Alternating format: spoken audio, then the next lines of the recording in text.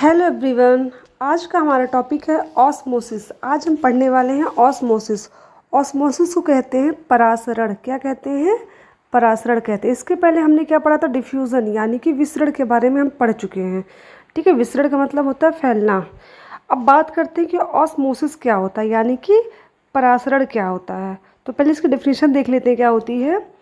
Osmosis is the movement of water across a semi-permeable membrane until there is an equal amount of free water molecules on each side.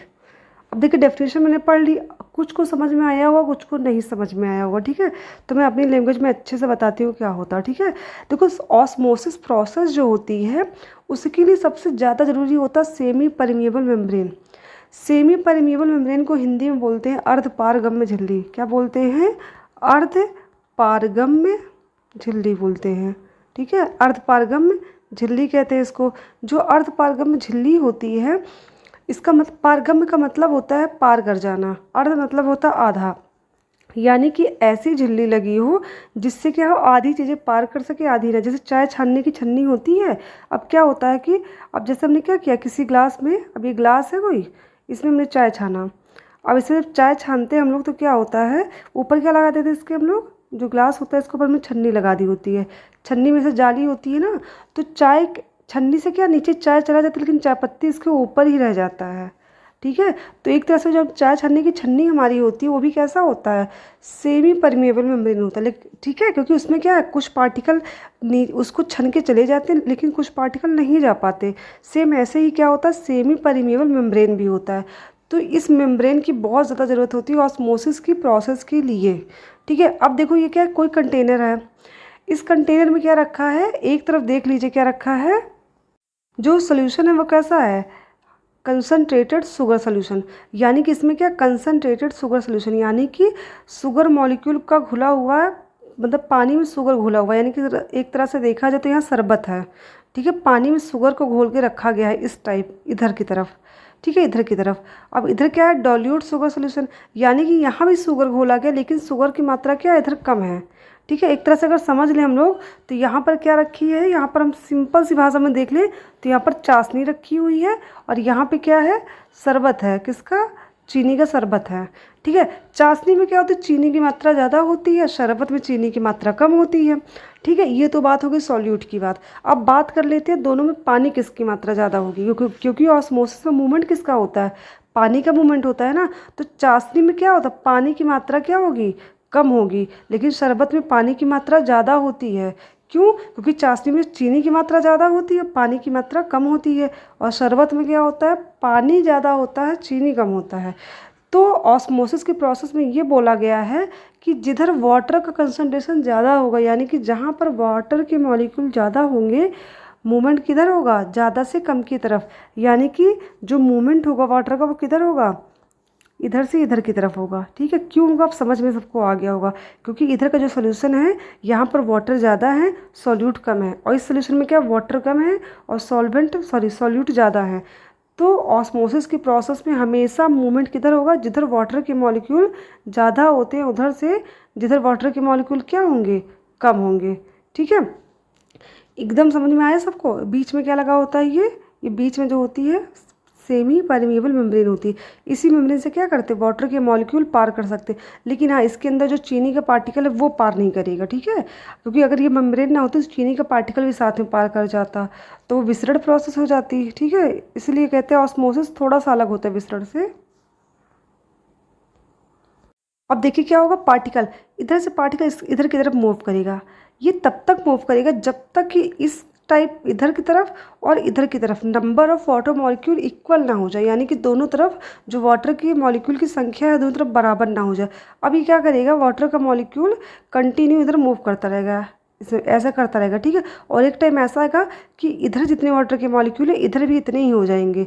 ठीक है, water का level थोड़ा बढ़ जाएगा। ये देखिए इस डायग्राम में, इसमें क्या वाटर ये लेवल थोड़ा बढ़ा ना, क्यों बढ़ गया, क्योंकि वाटर के मॉलिक्यूल इधर आ गए और इधर थोड़ा घट गया, तो नंबर ऑफ वाटर मॉलिक्यूल क्या हो गया, दोनों तरफ इक्वल हो गया। अब जब दोनों तरफ इक्वल हो जाएंगे तो प्रोसेस क्या हो जाएगी, इक्विलिब्रियम में आ जाएगी। इक्विलिब्रियम का मतलब होता है दोनों तरफ क्या हो जाएगी, कंसंट्रेशन वाटर की बराबर हो जाएगी और प्रोसेस यहाँ पे स्टॉप हो जाएगी।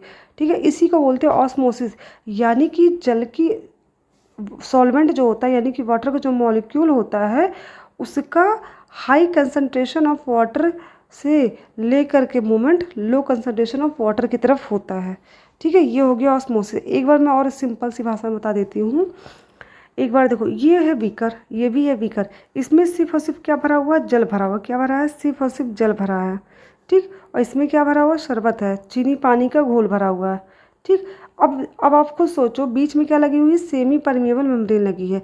इस मेम्ब्रेन से सिर्फ जल हो जो होता पार कर सकता है, लेकिन चीनी के पार्टिकल पार नहीं करेंगे।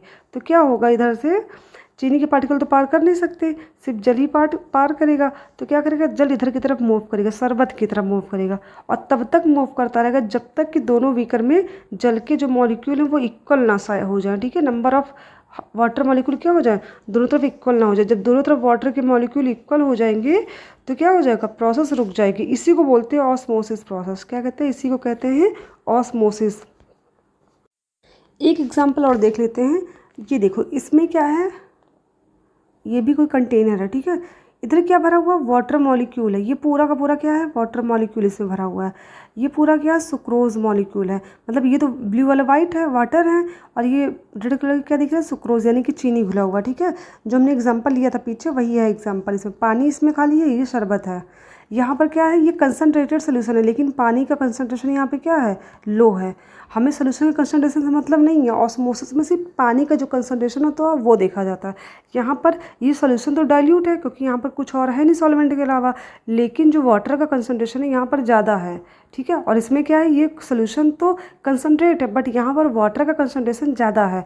तो मूवमेंट किधर होगा, लो से हाई की तरफ होगा, इधर की तरफ मूवमेंट होगा। ठीक है, तो मूवमेंट जब हो जाएगा तो क्या होगा, दोनों तरफ इक्वल हो जाएंगे साइज। ठीक है, पार्टिकल जो होंगे नंबर ऑफ इक्वल दोनों हो जाएंगे।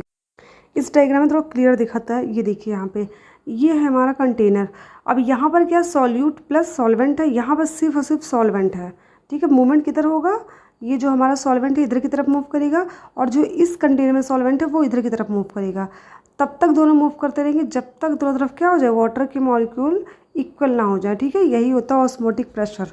फाइनल स्टेट ऐसे आ जाएगी, सेम ऐसा होगा। ठीक है, ऑस्मोटिक प्रेशर क्या हो जाएगा, दोनों तरफ बराबर हो जाएगा। चलिए बात करते हैं ऑस्मोटिक प्रेशर की, कि ऑस्मोटिक प्रेशर क्या होता है। जैसे हमने डिफ्यूजन प्रेशर की बात की थी, वैसे ऑस्मोटिक प्रेशर की बात करते हैं कि ऑस्मोटिक प्रेशर क्या, तो सिंपल वे में बात करते हैं। अब देखो, जैसे वाटर का मॉलिक्यूल इधर मूव कर रहा है, ठीक है, इधर मूव करेगा वाटर का मॉलिक्यूल, तो क्या होगा, इधर जो सॉल्यूट प्रेजेंट है, सॉल्यूट क्या करेंगे, इस सॉल्वेंट पे एक प्रेशर लगाते हैं। ठीक है, क्या करते हैं, इसके मूवमेंट को रोकने के लिए, अब जब ये मूव करके इधर आएगा तो इसके मूवमेंट को रोकने के लिए क्या करेगा, सॉल्यूट क्या करेगा, सॉल्वेंट के मूवमेंट को रोकने की तरफ प्रेशर लगाएगा इसकी तरफ, और इसी प्रेशर को बोलते हैं ऑस्मोटिक प्रेशर। क्या बोलते हैं, ऑस्मोटिक प्रेशर। जैसे ये देखो, वाटर का मॉलिक्यूल है, ये इधर मूव करेगा, और ये इसका पार्टिकल क्या करेगा, इसके प्रेशर इसको रोकेगा, कहेगा इधर मत आओ, इसको आने से इधर रोकेगा अपनी तरफ आने से। इसी को बोलेंगे ऑस्मोटिक प्रेशर। प्रेशर का मतलब ही होता है एक तरीके से किसी चीज़ को रोकना, मतलब किसी चीज़ पे बल लगा के उसको विपरीत दिशा में फेंकना। ठीक है, अभी पार्टिकल इधर इधर जाने ना पाए, इसलिए क्या करेंगे, सॉल्यूट इसको धक्का देगा उधर की तरफ कि तुम मेरी तरफ मत आओ, इसको रोकेगा। यानी कि ऑस्मोसिस की प्रोसेस को रोकने के लिए क्या करेंगे, सॉल्यूट बैकवर्ड डायरेक्शन में क्या करेंगे, उसके ऊपर प्रेशर लगाते हैं। ठीक है, इसी को बोलते हैं ऑस्मोटिक प्रेशर। जैसे मान लो आप क्या, किसी कमरे में आप जा रहे हो, तो अब दरवाज़ा खोलेंगे ना, दरवाजे को खोलने के लिए आपको क्या करना पड़ेगा, उस पर धक्का लगाना पड़ेगा, एक प्रेशर देना पड़ेगा, और दरवाज़ा खुल जाएगा। लेकिन सपोज उस कमरे के अंदर कोई बैठा है और चाहता कि आप कमरे के अंदर ना आओ, तो वो क्या करेगा, अंदर से धक्का लगाएगा। ठीक है, तो वो जो अंदर से धक्का लगा रहा है वो क्या हो जाएगा, वो हो जाएगा सॉल्यूट, और आप बाहर से धक्का लगा रहे हो तो आप हो जाओगे सॉल्वेंट, क्योंकि आप कमरे के अंदर जाना चाहते हो, लेकिन आपको कमरे में अंदर जाने से जो रोक रहा है वो हो जाएगा सॉल्यूट। ठीक है, वो क्या कर रहा है, वो आप एक प्रेशर लगा रहा है, उसी को बोलेंगे ऑस्मोटिक प्रेशर। क्योंकि यहाँ पर अभी क्या है, सॉल्वेंट को सॉल्यूट क्या कर रहा है, अपने सॉल्यूशन के अंदर आने से रोक रहा है। और सॉल्वेंट जा क्यों रहा है, ऑस्मोसिस की प्रोसेस के लिए, ताकि दोनों तरफ क्या हो जाए, कंसंट्रेशन वाटर का इक्वल हो जाए, लेकिन सॉल्यूट उसको रोकता है, उसी को बोलते हैं प्रेशर। चलिए इसकी डेफिनेशन देख लेते क्या होती है सिंपल वे में, जो बुक की लैंग्वेज है फिलहाल। तो osmotic pressure is the minimum pressure needed to prevent the flow of solvent molecule through a semi permeable membrane. ठीक है, देखो यहाँ पे भी साफ साफ क्या लिखा है, प्रिवेंट। प्रिवेंट मतलब क्या होता है, रोकना होता है, prevent flow of solvent molecule, ठीक है।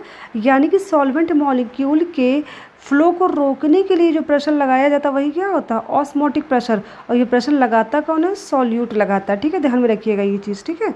जैसे ये सॉल्वेंट है, अंदर जा मतलब क्या है, सॉल्यूशन के अंदर क्या करेगा, फ्लो करेगा।